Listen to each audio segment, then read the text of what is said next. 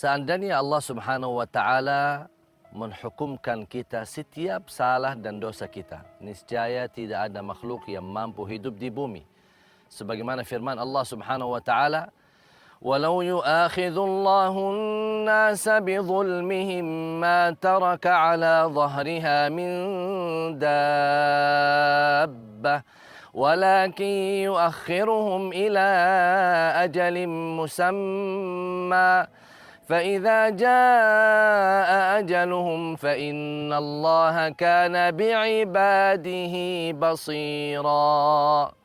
Sadaqallahul Azim. Surah 35 ayat 45.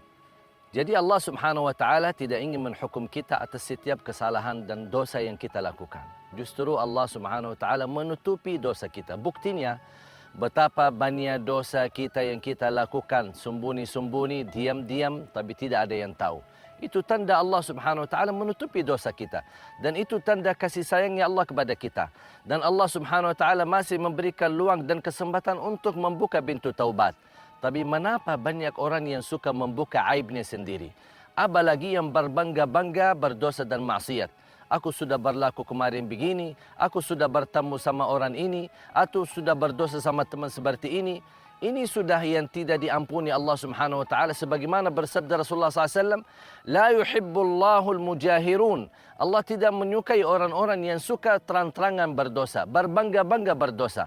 Makanya jemaah sekalian, kalau Allah sudah menutupi dosa kita, tidak boleh kita bongkarkan dan tidak boleh kita buka aib. Apalagi aib terjadi itu di masa lalu. Tidak ada yang berhak ingin mengetahui dosa lalu kita. Tidak ada yang perlu dijawab ketika ada orang bertanya mengapa dosa lalu kita. Sebagaimana yang dilakukan oleh seorang wanita di zaman Nabi Muhammad SAW ketika dia berzina. Sudah berkali-kali datang minta dihukum oleh Rasulullah SAW. Tapi Rasulullah SAW marah berbaling, tidak memberikan jawaban, tidak memberikan respon. Sambil berkali-kali, sampai Rasulullah SAW menunda.